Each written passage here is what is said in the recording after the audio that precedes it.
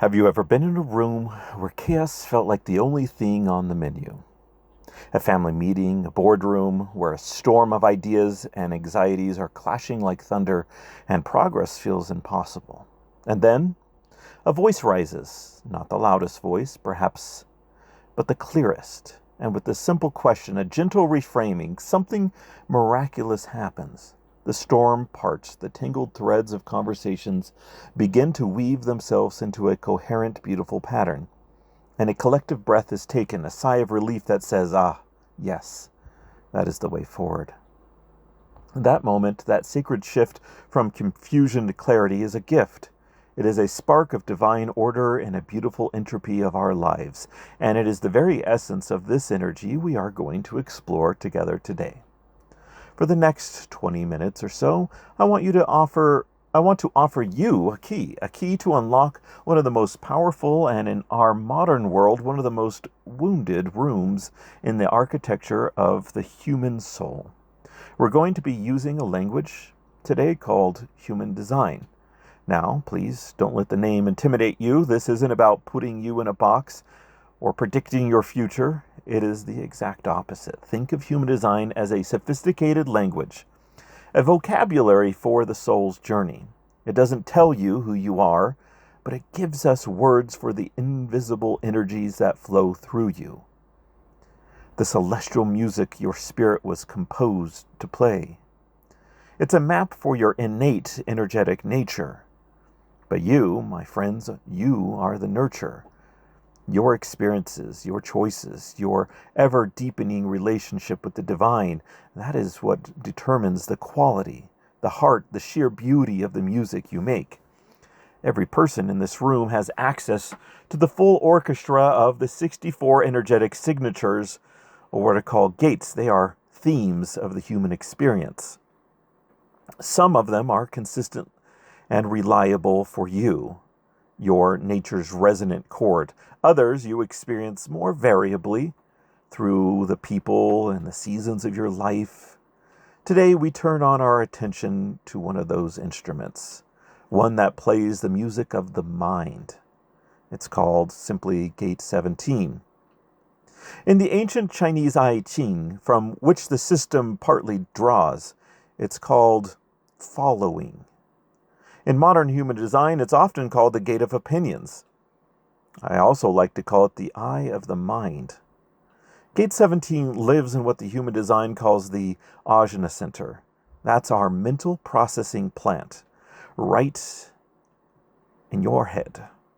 The ajna's job is to take the symphony of data coming in, all the questions, doubts, and inspirations from the head center above it, and all the information from our senses, and to organize it into concepts, into theories, into opinions.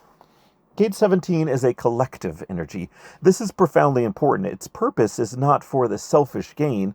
It is part of the logic circuit, an energetic superhighway dedicated to one thing: establishing reliable patterns for the future security and the flourishing of the tribe, of all of us. Its keynote is sharing. It is the energy that rises and says, I believe I've found a pattern we can all trust. Let's follow this way together. It is the energy of the scout on the watchtower, scanning the horizon, not for their own safety, but for the safety of the entire precious caravan behind them. Now, like any energy, this can be expressed along a spectrum. We can think of it like sliders on a cosmic mixing board. There's an intensity slider, from a quiet knowing to an overbearing debate. A frequency slider, from an occasional insight to the non-stop churn of overthinking. And most importantly, a quality slider. How healthy, how beautifully is it being expressed? The quality of our relationship with Gate 17 is a journey, a sacred maturation from a contracted state to an expansive one, to a transcendent one. Let's call the starting points its shadow, the mature expression its gift, and the highest, most divine expression, well, its highest expression, its grace. The shadow of Gate 17 is opinion. Now, this isn't just having an opinion.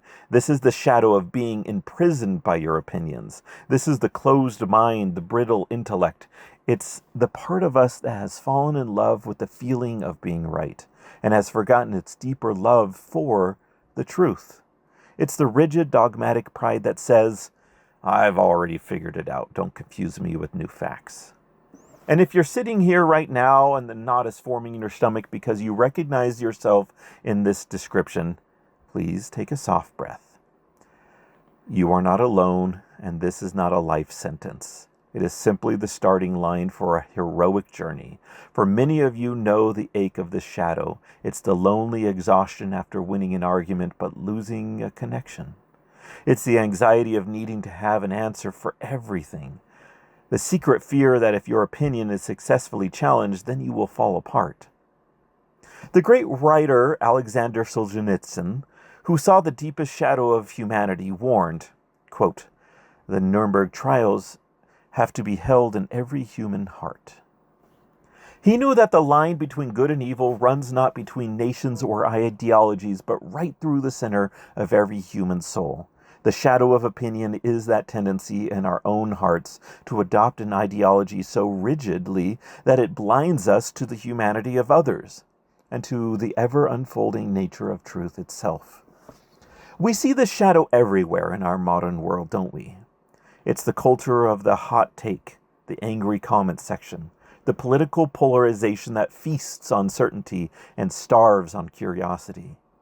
It is the sterile logic divorced from love that can justify any manner of unkindness.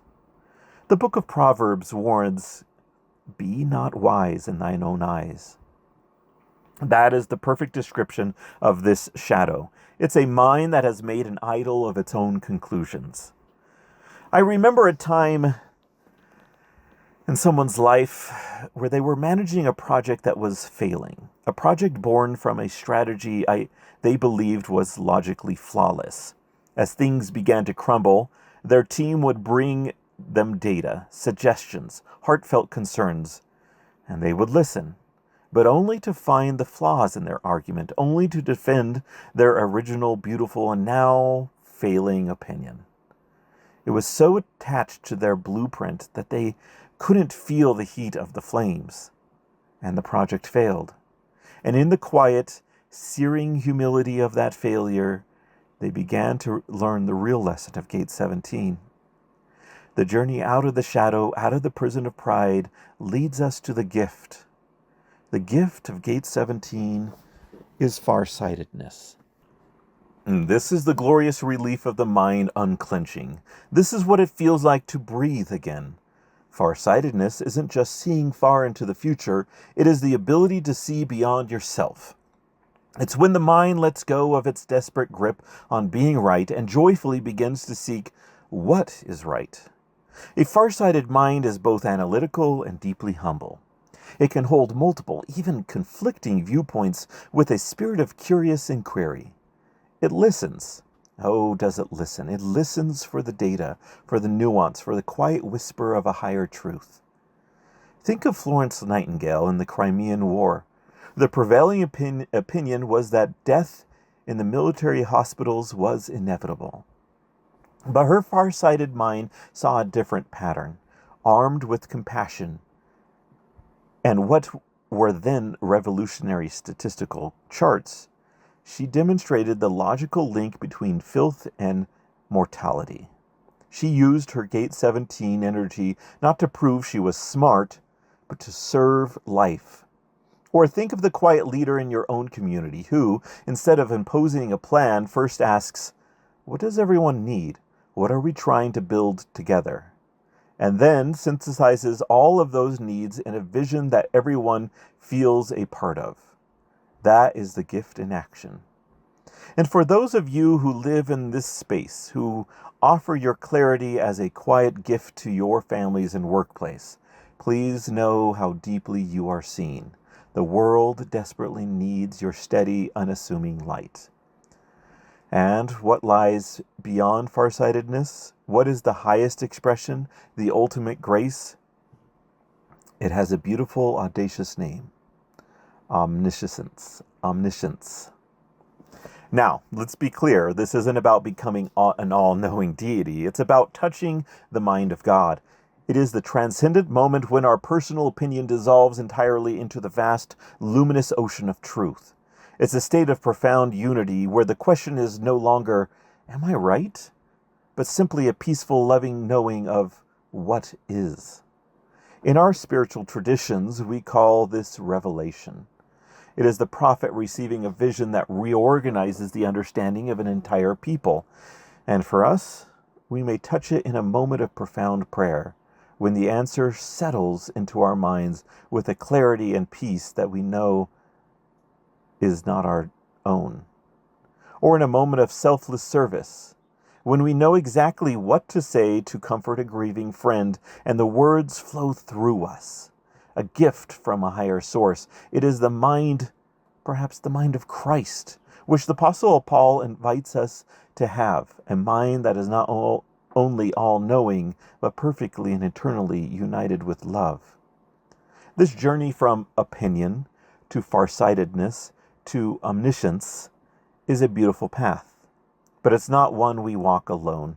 Gate 17 has a harmonic partner, a dance partner. It needs to fully express its truth in this world. The partner is Gate 62, often called the Gate of Details.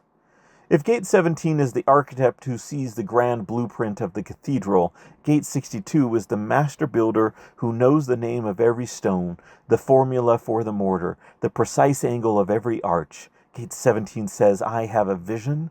Gate 62 says, and here are the facts and the language to make it manifest. Together they form the channel of acceptance, a design of the organizational being. When you have the big idea and the details to back it up, your logic becomes acceptable, trustworthy. But here is the secret. The key to this partnership is it is a projected channel. Its gifts are best offered when they are recognized and invited.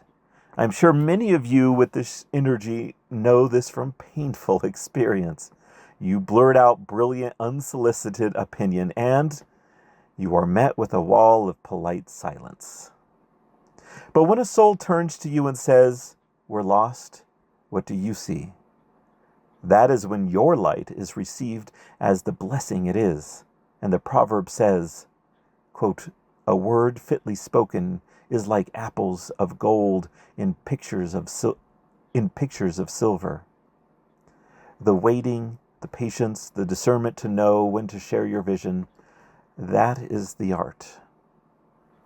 To capture this, I wrote a short verse. Upon the tower stands a soul with eyes that scan the crest, the lantern mind that seeks to know the path of worst and best.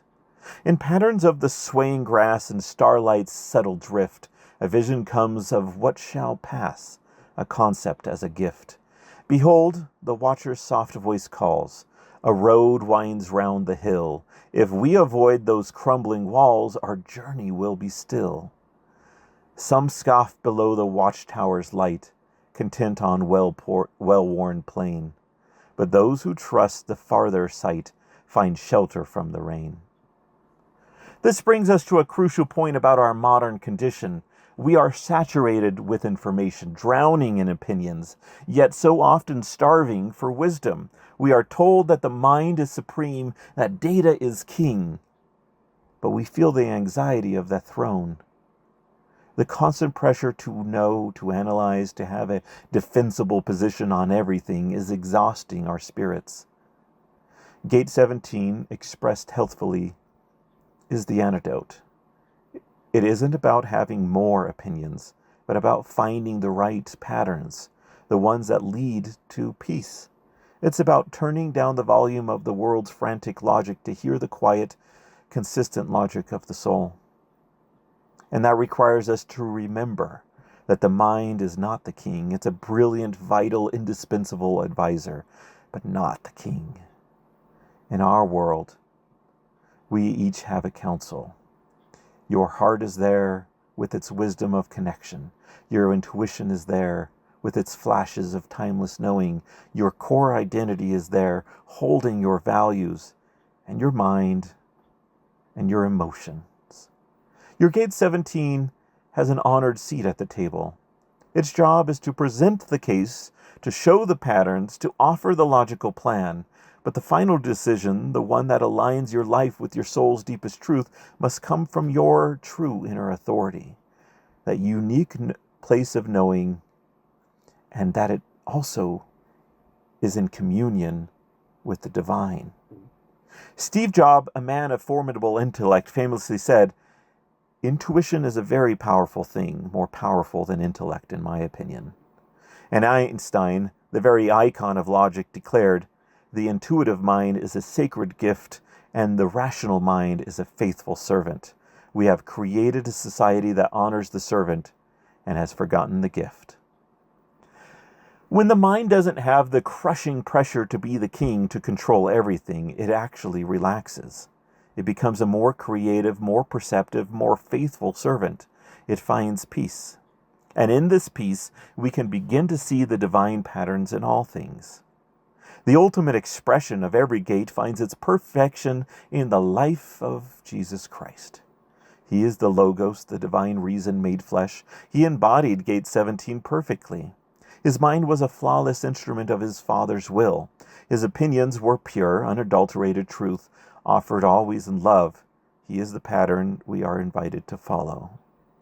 The poet T.S. Eliot wrote in his masterpiece, Little Gidding, quote, "We shall not cease from exploration, and the end of all our exploring will be to arrive where we started and know the place for the first time." This is the journey of the soul, and the journey of this gate. We use our minds to explore, to question, to analyze. We travel through the landscapes of ideas and facts. And if we are humble, if we are open, if we are following that kindly light, the end of all our mental explorings is to arrive back where we started, at the simple, profound, eternal truths we felt in our hearts all along. We arrive at love, at grace, at service, at the place of the divine.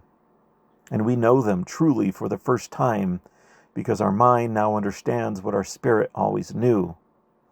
So, I leave you with a question, a gentle inquiry for that beautiful, brilliant mind of yours. Look at the world around you, your family, your community, your own life. Where do you see chaos? Where do you see a need for clarity, for a more beautiful pattern?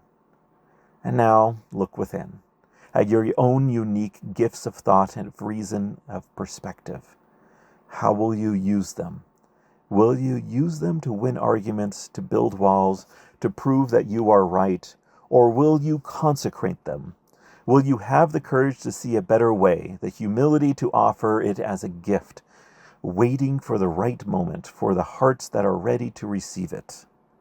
The world does not need more loud opinions. It needs more quiet, courageous, and compassionate visionaries. It needs your mind, yoked to your heart in the service of light. My hope for each of us is that we may embark on that beautiful exploration to use the full power of our intellect to follow the path of truth, so that one day we may arrive where we started and know the profound, simple logic of love for the first time. And with that, I thank you, and a good night.